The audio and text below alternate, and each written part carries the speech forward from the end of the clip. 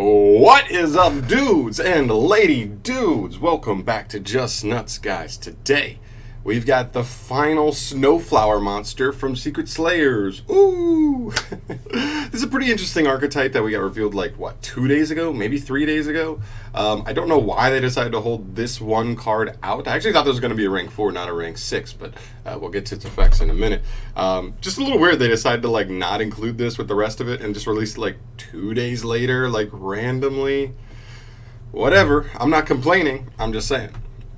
So here we have SNOWFLOWER Saint Kanzashi. All right. This is the final SNOWFLOWER here.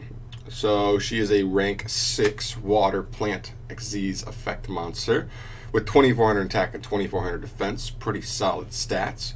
Its materials are 2 level 6 monsters. It is generic, but I don't know how much stuff you're going to be able to add into the deck. That's just level 6 fodder. And you can only use each effect of this card's name once per turn. First effect, if a monster or monsters is tributed, you can attach 1 XYZ material from this card, then target a monster in the graveyards, yours or your opponent's, which is pretty cool. Special summon that monster to your field, but its effects are negated and it becomes a plant monster. Okay, and the second effect, if a plant monster you control would be destroyed by an effect, you contribute a plant monster you control or in your hand instead.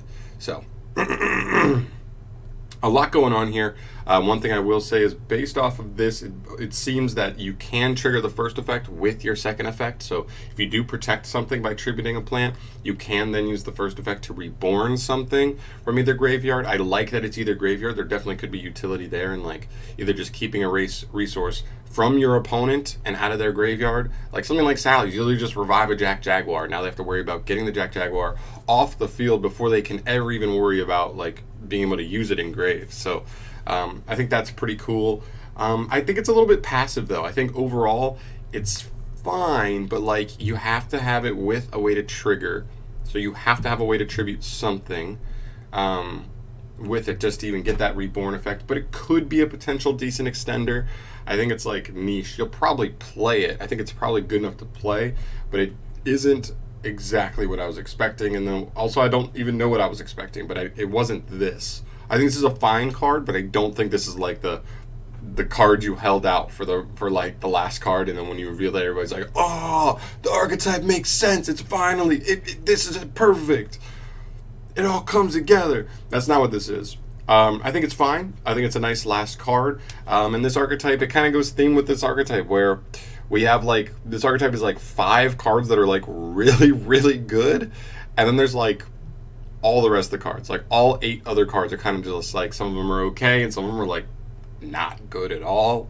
So it's weird. We'll see how the archetype rounds out. And the way Konami's been doing is they've been releasing secret like deck build packs, and then like the next 2 core sets usually have support for those archetypes. So hopefully there could be some good support coming up as well to finish off and like really round out the archetype. But I think the potential is there. This does not solidify that potential though by itself. So that's it for me here, guys. Thank you so much for watching this video. As always, let me know your thoughts on this card.